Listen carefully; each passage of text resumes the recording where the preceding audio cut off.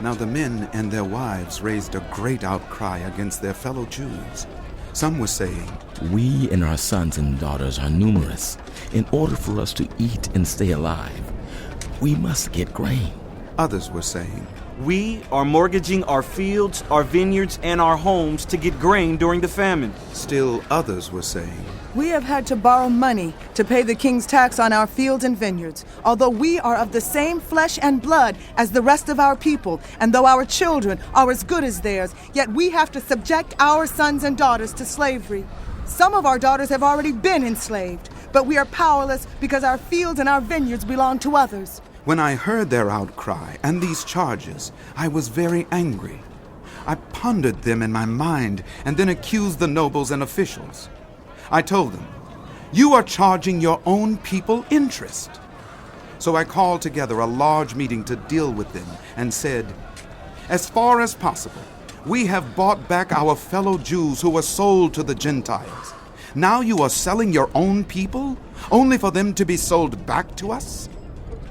They kept quiet because they could find nothing to say. So I continued, "What you are doing is not right. Shouldn't you walk in the fear of our God to avoid the reproach of our Gentile enemies? I and my brothers and my men are also lending the people money and grain. But let us stop charging interest. Give back to them immediately their fields, vineyards, olive groves, and houses, and also the interest you are charging them. 1% of the money, grain, new wine, and olive oil." "We will give it back," they said, "and we will not demand anything more from them. We will do as you say." Then I summoned the priests and made the nobles and officials take an oath to do what they had promised. I also shook out the folds of my robe and said, "In this way may God shake out of their houses and possessions anyone who does not keep this promise. So may such a person be shaken out and empty." At this the whole assembly said, "Amen," and praised the Lord. And the people did as they had promised. Moreover, from the 20th year of King Artaxerxes, when I was appointed to be their governor in the land of Judah, until his 32nd year, 12 years, neither I nor my brothers ate the food allotted to the governor. But the earlier governors, those preceding me, placed a heavy burden on the people and took 40 shekels of silver from them in addition to food and wine. Their assistants also lorded it over the people. But out of reverence for God, I did not act like that. Instead, I devoted myself to the work on this wall. All my men were assembled there for the work. We did not acquire any land. Furthermore, 150 Jews and officials ate at my table, as well as those who came to us from the surrounding nations. Each day, 1 ox, 6 choice sheep, and some poultry were prepared for me, and every 10 days an abundant supply of wine of all kinds. In spite of all this, I never demanded the food allotted to the governor, because the demands were heavy on these people. Remember me with favor, my God, for all I have done for these people." When word came to Sanballat, Tobiah, Geshem the Arab, and the rest of our enemies that I had rebuilt the wall and not a gap was left in it, though up to that time I had not set the doors and the gates, Sanballat and Geshem sent me this message. "Come, let us meet together in one of the villages on the plain of Ono." But they were scheming to harm me. So I sent messengers to them with this reply: "I am carrying on a great project and cannot go down. Why should the work stop while I leave it and go down to you?" 4 times they sent me the same message, and each time I gave them the same answer. Then, the 5th time, Sanballat sent his aide to me with the same message, and in his hand was an unsealed letter in which was written, "It is reported among the nations, and Geshem says it is true, that you and the Jews are plotting to revolt, and therefore you are building the wall. Moreover, according to these reports, you are about to become their king, and have even appointed prophets to make this proclamation about you in Jerusalem. There is a king in Judah. Now this report will get back to the king, so come, let us meet together." I sent him this reply: "Nothing like what you are saying is happening. You are just making it up out of your head." They were all trying to fight us, thinking, Their hands will get too weak for the work, and it will not be completed. but I prayed, "Now strengthen my hands." One day, I went to the house of Shemaiah, son of Delaiah, the son of Mehetabel, who was shut in at his home. He said, Let us meet in the house of God inside the temple, and let us close the temple doors, because some people are coming to kill you. By night they are coming to kill you. But I said, "Should someone like me run away? Or should one like me go into the temple to save his life? I will not go." I realized that God had not sent him, but that he had prophesied against me because Tobiah and Sanballat had hired him. He had been hired to intimidate me so that I would commit a sin by doing this, and then they would give me a bad name to discredit me. Remember Tobiah and Sanballat, my God, because of what they have done. Remember also the prophet Noadiah and how she and the rest of the prophets have been trying to intimidate me.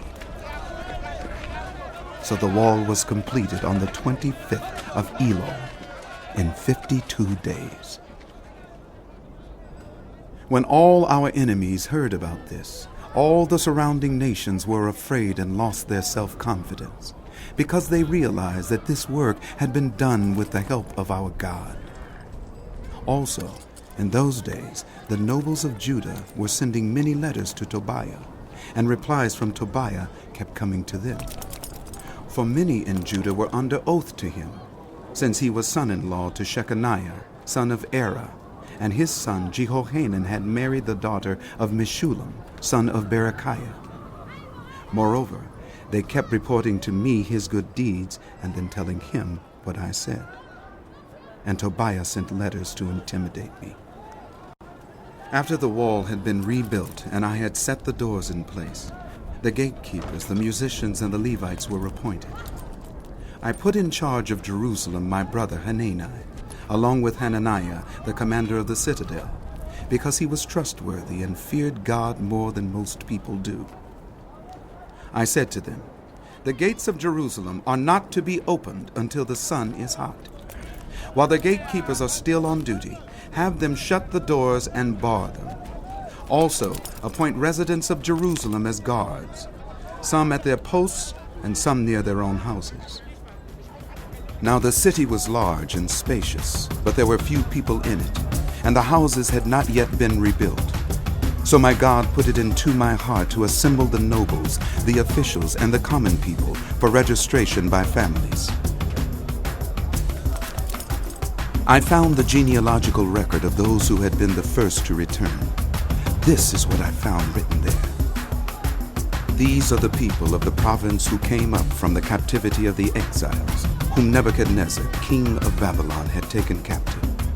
They returned to Jerusalem and Judah, each to his own town, in company with Zerubbabel, Joshua, Nehemiah, Azariah, Rehemiah, Nehemiah, Mordecai, Bilshan, Mispirith, Bigvai, Nehum, and Baana.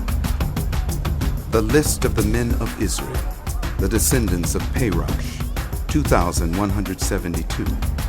Of Shephatiah, 372. Of Erah, 652. Of Pahath Moab, through the line of Jeshua and Joab, 2,818. Of Elam, 1,254. Of Zatu, 845. Of Zakkai, 760. Of Binnui, 648. Of Bebai, 628. Of Azgad, 2,322. Of Adonikam, 667.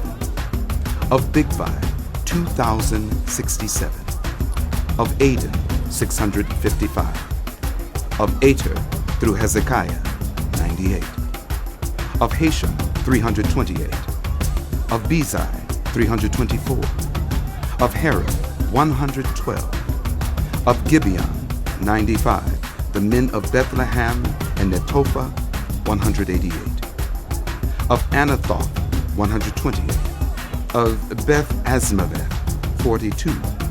Of Kiriath Jearim, Kephirah, and Beeroth, 743. Of Ramah and Geba, 621. Of Michmash, 122. Of Bethel and Ai, 123. Of the other Nebo, 52. Of the other Elam, 1,254. Of Haram, 320. Of Jericho, 345. Of Lod, Hadid, and Ono, 721. Of Saneiah, 3,930. The priests, the descendants of Judea through the family of Jeshua, 973. Of Immer, 1,052.